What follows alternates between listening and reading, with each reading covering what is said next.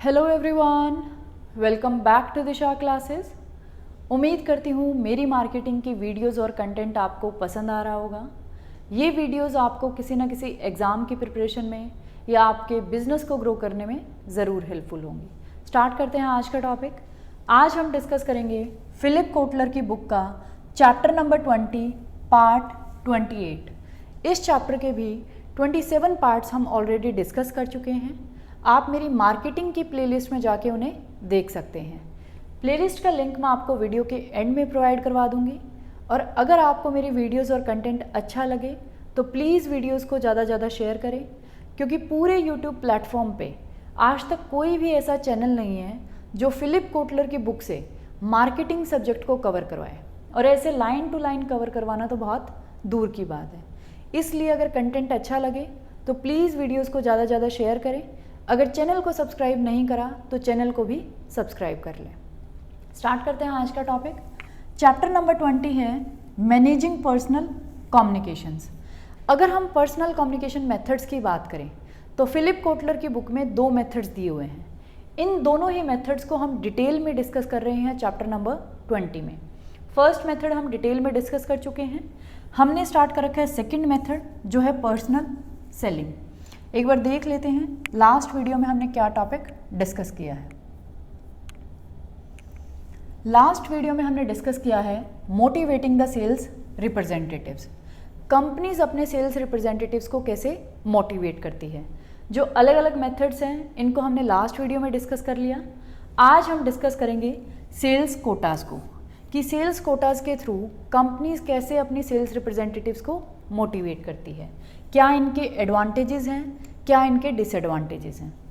Many companies set the annual sales quotas developed from the annual marketing plan for dollar sales, unit volume, margin, selling effort और activity और product type. ये कह रहा है बहुत सारी कंपनीज अपने एनुअल सेल्स कोटास को सेट करती है एनुअल मार्केटिंग प्लान के बेसिस पे। पहले कंपनीज अपना एनुअल मार्केटिंग प्लान डिसाइड करती है, फिर उसके बेसिस पे एनुअल सेल्स कोटास को सेट किया जाता है। Sales quotas dollar sales values में भी हो सकता है, कितनी यूनिट हम सेल करेंगे, मार्जिन के बेसिस पे भी हो सकता है, सेलिंग एफर्ट और एक्टिविटीज़ कितनी होंगी। अलग अलग प्रोडक्ट टाइप्स के लिए अलग अलग सेल्स कोटास सेट हो सकते हैं। Compensation is often tied to degree of quota fulfilment. उसके बाद जो हमारे सेल्स रिप्रेजेंटेटिव्स हैं उनका कंपनसेशन भी किसके साथ अटैच कर दिया जाता है, कोटा की फुलफिलमेंट के साथ। जितना कोटा आप फुलफिल कर पाएंगे उसी से बेसिस पे आपको कंपनसेशन दिया जाएगा। इसलिए जो हमारे सेल्स रिप्रेजेंटेटिव्स हैं उनको मोटिवेशन मिलती है सेल्स कोटास को फुलफिल करने की, क्योंकि उन्हें पता है कि उनका कंपनसेशन किसके ऊपर बेस है, सेल्स कोटा की अचीवमेंट पे, कि कितना सेल्स कोटा उन्होंने अचीव किया है। उसी के बेसिस पे उनको कंपनसेशन दिया जाता है। The company first prepares a sales forecast that becomes the basis for planning production, workforce size and financial requirements. ये कह रहा है कंपनी पहले अपना सेल्स फोरकास्ट करती है और जितनी सेल्स हम एक साल में करेंगे उस फोरकास्ट के बेसिस पे कंपनी अपनी प्रोडक्शन की प्लानिंग करती है, वर्कफोर्स के साइज़ की प्लानिंग करती है और अपनी फाइनेंशियल रिक्वायरमेंट्स की प्लानिंग करती है। कितनी एक साल में हमारी सेल्स होगी उसी के बेसिस पे प्रोडक्शन की, वर्कफोर्स साइज़ की और फाइनेंशियल रिक्वायरमेंट्स की प्लानिंग की जाती है। Management then establish the quotas for regions and territories which typically add up to more than the sales forecast to encourage the managers and sales people to perform at their best. उसके बाद management क्या करती है, जब sales forecast हो जाता है कि भी इस साल हमारी इतनी सेल्स होंगी, उसके बेसिस पे मैनेजमेंट अलग अलग रीजन्स के लिए, अलग अलग टेरिटरीज़ के लिए कोटा सेट करती है।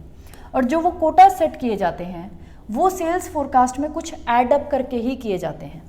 फॉर एग्जांपल हमने सोचा कि भी हमारी 1000 यूनिट्स सेल्स फोरकास्ट है, कि भी इतनी सेल्स हमारी होगी, लेकिन जब मैनेजमेंट सेल्स कोटास सेट करती है तो उसमें कुछ अमाउंट ऐड कर देती है। मान लो 200 यूनिट्स उन्होंने ऐड कर दी, तो टोटल हमारा हम जो कोटा सेट करेंगे सेल्स के वो हम करेंगे 1200 यूनिट्स के लिए।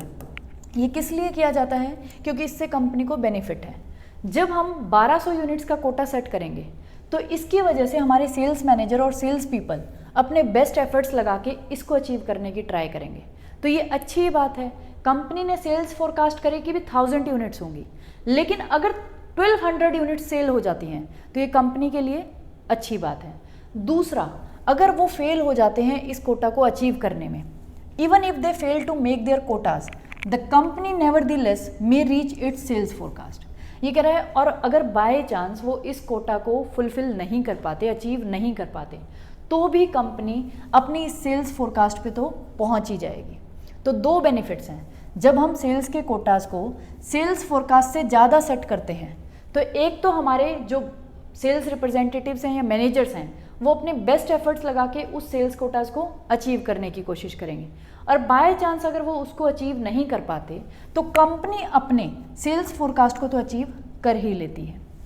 Conventional wisdom says profits are maximised by sales representatives focusing on the more important products and more profitable products।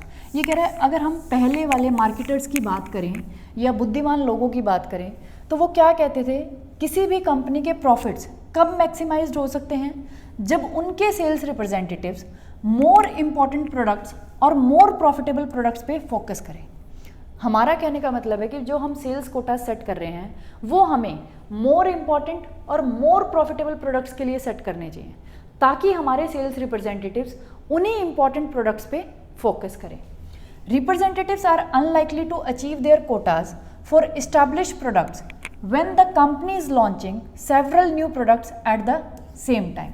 ये कह रहा है और जब हमारे सेल्स रिप्रेजेंटेटिव्स अपने इम्पॉर्टेंट प्रोडक्ट्स पे फोकस कर रहे हैं उस टाइम कंपनी को कोई भी नया प्रोडक्ट लॉन्च नहीं करना चाहिए, क्योंकि उसकी वजह से हमारे रिप्रेजेंटेटिव्स अपने कोटास को अचीव नहीं कर पाएंगे। जो इस्टेब्लिश प्रोडक्ट्स हैं उनके लिए उनका ध्यान किस पे चला जाएगा, नए प्रोडक्ट्स की सेल्स पे। तो जब भी हमारे रिप्रेजेंटेटिव्स इस्टेब्लिश प्रोडक्ट्स के कोटास को अचीव कर रहे हैं तो कंपनी को साइड बाय साइड नए प्रोडक्ट्स को लॉन्च नहीं करना चाहिए, क्योंकि अदरवाइज रिप्रेजेंटेटिव्स इस्टेब्लिश प्रोडक्ट्स के लिए कोटास को अचीव नहीं कर पाएंगे। वो अपना सारा फोकस किस पे लगा देंगे, नए प्रोडक्ट्स की सेल पे, और इस्टेब्लिश जो प्रोडक्ट्स हैं उनकी सेल्स क्या हो जाएंगी, कम। The company may need to expand its sales force for new product launches. और अगर कंपनी को नया प्रोडक्ट लॉन्च भी करना है तो उसके लिए कंपनी क्या करे, अपनी सेल्स फोर्स को एक्सपेंड कर दे। जो एग्जिस्टिंग रिप्रेजेंटेटिव्स हैं उनको इस्टेब्लिश प्रोडक्ट्स पे ही फोकस करने दे, और जो हम नई सेल्स फोर्स को रिक्रूट कर रहे हैं या हायर कर रहे हैं उसको हमें नई प्रोडक्ट के लिए लगा देना चाहिए, ताकि हमारी इस्टेब्लिश प्रोडक्ट्स के कोटाज पे कोई भी फर्क ना पड़े। Setting sales quotas can create problems. अब हम इसकी डिसएडवांटेजेस की बात कर लेते हैं, ये क्या क्या प्रॉब्लम्स होती है अगर कोई भी कंपनी सेल्स कोटाज को सेट करती है। If the company underestimate and sales representatives easily achieve their quotas it has overpaid them. अगर कंपनी अपने सेल्स के फोरकास्ट को अंडर एस्टिमेट कर लेती है, उसे लगा कि भी 1000 यूनिट्स ही सेल होंगी, बल्कि हमारी सेल्स ज़्यादा हो सकती थी, अंडर एस्टिमेट किया तो सेल्स के कोटा भी कम सेट होंगे, तो सेल्स रिप्रेजेंटेटिव्स उन कोटाज को ईजिली अचीव कर लेंगे। ईजिली अचीव करेंगे तो हम उन्हें ओवर पे कर रहे हैं, मतलब उन्हें एफर्ट्स तो लगाने की ज़रूरत ही नहीं पड़ रही, वो उन कोटाज को तो ईजिली अचीव कर रहे हैं, तो हम उन्हें क्या कर रहे हैं, ओवर पे। If it overestimates sales potential, the sales people will find it very hard to reach their quotas and be frustrated or quit। और अगर हम सेल्स पोटेंशियल को ओवर एस्टिमेट कर लेते हैं कि मान लो ज़्यादा ही ऐड अप कर देते हैं, जैसे अभी मैंने आपको बताया कि भी 1000 यूनिट्स हमें लगा सेल्स का फोरकास्ट है, लेकिन उसमें हमने 1000 यूनिट्स और ऐड कर दी और फिर सेल्स कोटा सेट कर दिया। अगर हम ओवर एस्टिमेट कर लेते हैं उसकी वजह से सेल्स पीपल अपने कोटाज को अचीव नहीं कर पाएंगे, उनके लिए बहुत मुश्किल हो जाएगा और वो क्या होंगे, फ्रस्ट्रेट होंगे या आपकी कंपनी को क्विट कर देंगे, जिससे हमारा सेल्स टर्नओवर होगा। Another downside is that quotas can drive representative to get as much as business as possible, often ignoring the service side of the business।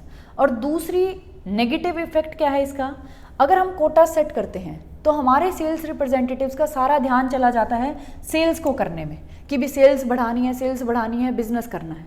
उसके बाद वो सर्विस साइड, जो बिजनेस की एक सर्विस साइड होती है, customer को सर्विसेज देना, कस्टमर को सेटिस्फाई करना, उन चीज़ों को क्या करने लग जाएंगे, इग्नोर, और जिससे हमारे रिलेशनशिप कस्टमर्स के साथ अच्छे बिल्ड नहीं हो पाएंगे। The company gains short term result at the cost of long term customer satisfaction.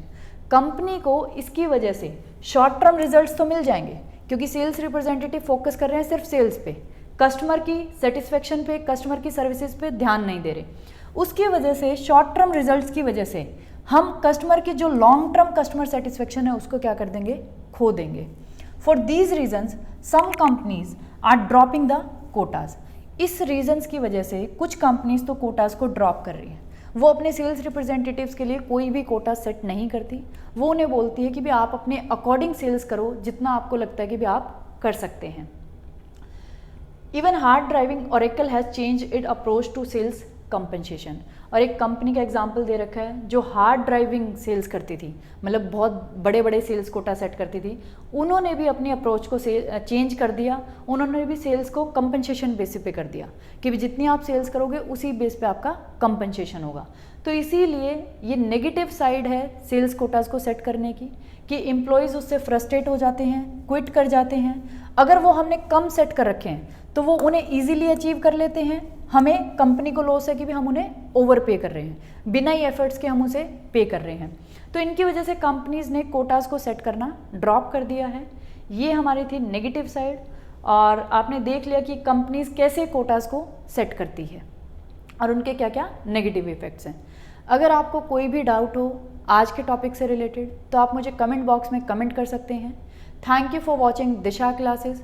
Videos को ज़्यादा से ज़्यादा शेयर करो। अगर चैनल को सब्सक्राइब नहीं करा तो चैनल को भी सब्सक्राइब कर लो। Thank you for watching Disha classes.